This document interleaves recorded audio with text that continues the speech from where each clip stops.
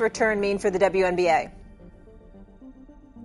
Well, I mean, it means a lot more people are paying attention once again. We know how much Caitlin drives ratings. We know how much Caitlin drives attention on the WNBA. And for her to come back and do it in that way was... Picture this. An Olympic gold medalist dials every WNBA coach she knows and asks one question. Have the refs lost control? Every single coach says yes. Now layer that confession on top of a cold, terrifying fact. In the 3 weeks Caitlin Clark sat out, viewership collapsed by half and ticket prices dropped faster than a busted stock. The very night she laced up again, a routine regular season game whipped 2.8 million people into their living rooms and even outdrew the Stanley Cup Final. That's not momentum, that's a life support machine. So here's the fuse. One superstar the league can't survive without, and an officiating crisis everyone inside admits is spiraling. Stick around, because in the next few minutes you'll hear the private playbook coaches are using to exploit weak whistles, how a single eye gouge turned into a social media volcano, and why protecting Caitlin Clark isn't favoritism. It's the difference between a billion-dollar boom and a business obituary. It's very difficult to officiate because of all of the contact that's happening around her all of the time. That being said, I was in contact with a number of WNBA coaches yesterday about this topic of the officiating in the WNBA. Buckle up. By the end of this video, you'll know exactly which way the fuse burns. Pull Caitlin Clark out of the lineup and the W doesn't merely wobble, it nosedives. National TV audiences for Fever games without her shrank from roughly 1.8 million to under 850,000, more than a 50% freefall. 2 midweek broadcasts minus Clark barely cracked 350,000 viewers, less than half their usual draw when she suited up. The pain wasn't just on screens. Resale tickets that once started near $90 for marquee road matchups crashed to the mid-20s the instant her injury hit social media. Local sponsors quietly trimmed game day activations. Arena vendors reported entire pallets of merchandise that suddenly wouldn't move. In total, the absence carved high six-figure holes in projected revenue before Clark even finished limping to the locker room. Then, snap, she returned. One otherwise standard regular season game skyrocketed past 2.5 million viewers in peak windows, even outdrawing that week's NHL championship broadcast. Is down behind the play, but they've got Caitlin Clark. Two players with incredible up.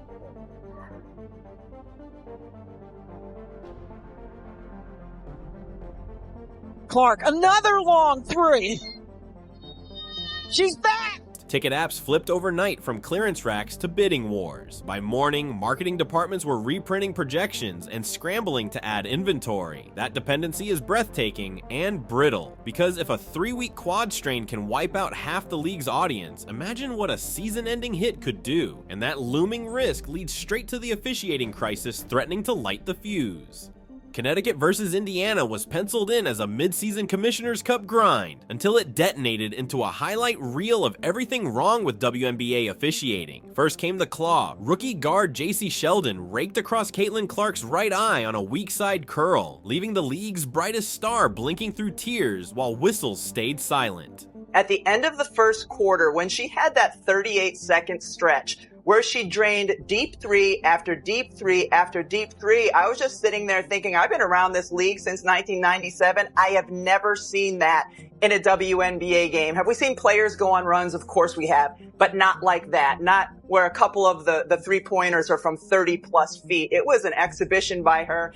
Seconds later, Marina Mabrey barreled through half court and flattened Clark with a hockey-style hip check that drew only a common foul. Cameras caught the entire sequence in brutal close-up, and within minutes, the clips were ricocheting around social media like digital shrapnel. But the real gut punch wasn't a single dirty play. It was the pattern everyone watching could feel. Through 3 quarters, the refs had already let elbows fly, jerseys yank, and off-ball tackles slide. By the time the eye gouge landed, frustration was simmering on both benches, and the game tipped from competitive to combustible. Announcers gasped, fans booed, even neutral observers online started asking if this was basketball or backyard wrestling. Coaches tried to keep composure, but their post-game faces said it all. Jaw muscles flexing, eyes locked on stat sheets that told a lopsided whistle story. Indiana's Stephanie White, usually measured to a fault, opened her presser with a slow breath and then unloaded. Everyone's getting faster, stronger, smarter. So with Caitlin Clark singularly being missing for the time she was gone and ratings tanking 50% in some cases. And then also she comes back and reminds everyone how spectacular she is. And everybody's talking about the WNBA. So if you needed to sort of have it affirmed to you that it is just her, that the singularity of her is what we are talking about and her star power, you got it with this absence and then the way she came. Except the officials. It was the kind of public scalding that normally earns a fine, yet the league office hesitated, almost admitting the point. Meanwhile, players from other teams quietly traded texts. If that's allowed, we better get as physical as humanly possible because the refs clearly aren't stopping it. What started as one reckless swipe had exposed an unofficial rulebook, one where superstar safety depends less on talent and more on who's willing to risk a flagrant. And if that's the environment, the next collision won't just leave a scratch. It could leave the entire Clark economy in ruins. The first person to sound the internal alarm wasn't a player. It was Hall of Famer turned analyst Rebecca Lobo. After that Connecticut-Indiana brawl, she fired off a string of phone calls to coaching staffs around the league. The pattern was instant and unanimous. Yes, the refs lost control. Yes, the whistle is inconsistent, and most chilling of all, we've started game planning around it. One veteran head coach admitted they now open every scouting report with a single red ink sentence. Test the officials early. If they're swallowing whistles, get physical before the other side does. Assistants break down film not just for matchups, but for contact tolerance. How many forearm bumps can we land on Clark before the first foul? How tight is this crew on off-ball grabs? Practices have quietly shifted from skill drills to controlled rugby scrums, teaching wings to finish through hacks because, as one assistant joked, finishing clean is optional this year.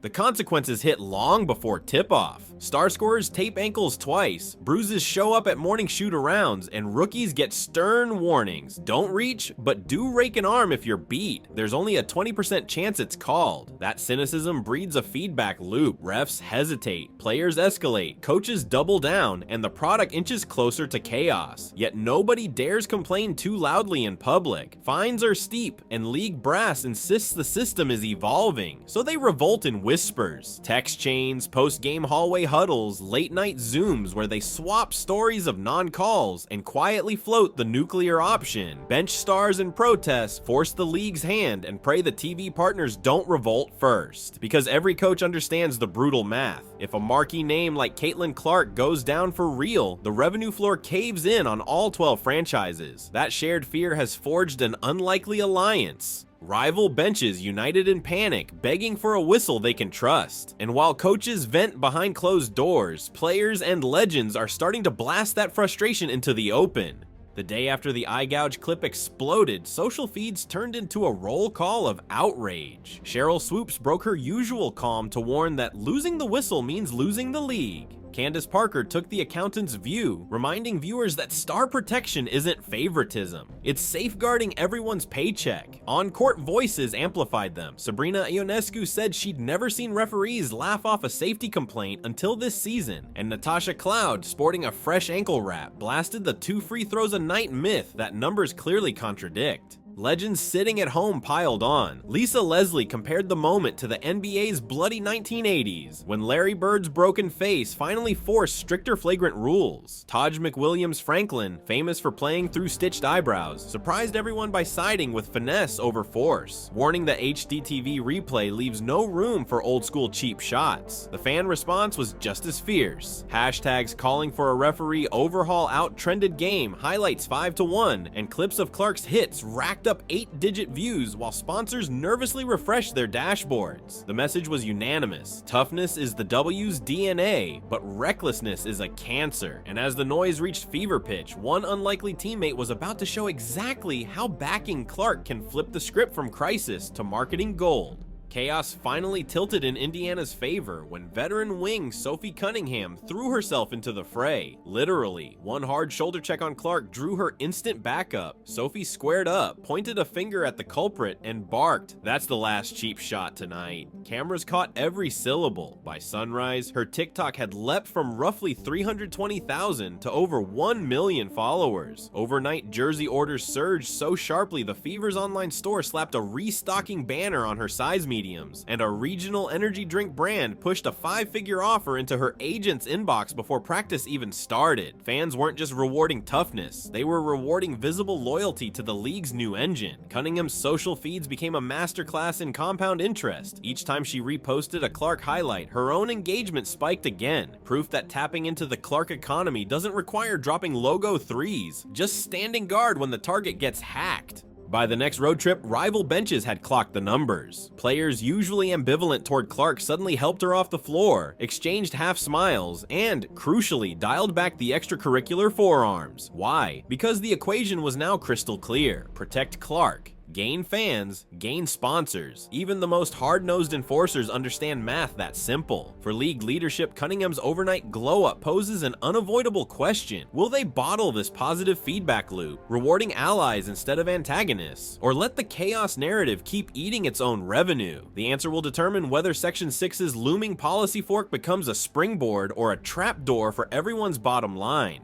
Up in the league office, the mood swings between victory laps and vertigo. Commissioner Kathy Engelbert likes to talk edge and rivalries, insisting that a little friction spices the product. But every analytics deck on her desk tells a harsher truth. The WNBA's growth curve is stapled to one rookie's hamstring. The league is days away from opening negotiations on the next media rights cycle, a deal projected to break the billion-dollar mark for the first time. Network executives love the surge in numbers, yet all of them embed the same quiet clause. Team governors are asking the same question, only louder. They've poured new money into charter flights, marketing boosts, and upgraded practice facilities on the assumption that television gold is imminent. But investors don't gamble on chaos. If highlight reels keep morphing into injury montages, the dollar signs in those slide decks start evaporating, and that has already sparked a C-suite fault line. Purists demanding the game police itself on one side, risk-averse financiers on the other, pointing to lost dollars every time Clark escapes a scrum rubbing her eyes. The irony is brutal. The 2024 season was supposed to showcase unprecedented parity, yet headline parity never materialized. Audience share lives and dies on one name. Sponsors now propose Clark contingencies in future contracts, asking for make-good clauses on ad buys if she's sidelined. Even the league's long-promised hard cap bump for player salaries could stall if the rights valuation slips. Suddenly, the question isn't whether to protect the star, it's whether leadership can afford not to. Faced with a potential financial cliff and a rising chorus of legends, Engelbert's group is quietly drafting fixes. Expanded replay reviews, specialized 3-person crews for marquee games, mid-season referee boot camps. Yet none of it matters unless players believe the whistle will actually blow. History offers a roadmap, and it's written on ice rather than hardwood. Wayne Gretzky's NHL. What the hockey world did for its franchise player is the blueprint the W must decide to follow or ignore at its peril. Basketball isn't the first sport to bet its future on a single superstar. In the 1980s, the NHL faced a similar crisis. Wayne Gretzky's skill drew record crowds, but cheap shot artists kept targeting him. League brass understood one ugly hit could evaporate their new audience, so they rewrote the code. Refs issued automatic misconducts for headhunting, replay reviews became standard, and shadow enforcers patrolled the ice to make sure Gretzky finished every game upright. The result? A decade of explosive growth and TV deals that still pay dividends. The WNBA now stands at that same fork in the road. It can cling to the old "let the players police themselves" mantra, risking a highlight reel injury that tanks ratings, or adopt its own Gretzky rulebook. That means crew chief rotation stacked with top refs for marquee matchups, instant flagrant reviews on any head or eye contact, and a mid-season referee boot camp where every missed call is dissected on film. FIBA already does this. The NBA does it on Christmas Day. The infrastructure exists. What's missing is urgency. Players will adjust overnight if the whistle stays consistent. Fans won't gripe about star treatment when they see the entire product flow cleaner. And sponsors, forever allergic to chaos, will finally ink deals without Clark contingency clauses. Protect the franchise player, and everyone from ticket takers to bench rookies gets a raise. Ignore the blueprint, and one reckless elbow could knock the whole business back 10 years. The league's next move decides which future we get. One path leads to global expansion and billion-dollar rights fees.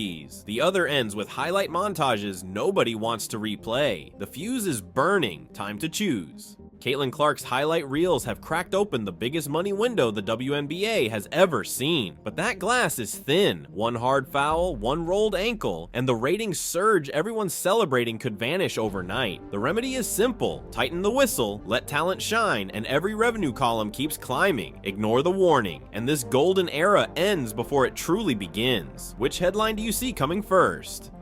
WNBA secures billion-dollar TV deal, or star sideline crash sinks ratings overnight. Think the league will clamp down and thrive? Comment with a basketball. Convinced it's barreling toward another flashpoint? Let us speak for you. Either way, subscribe for the next update, because the very next whistle might write that headline.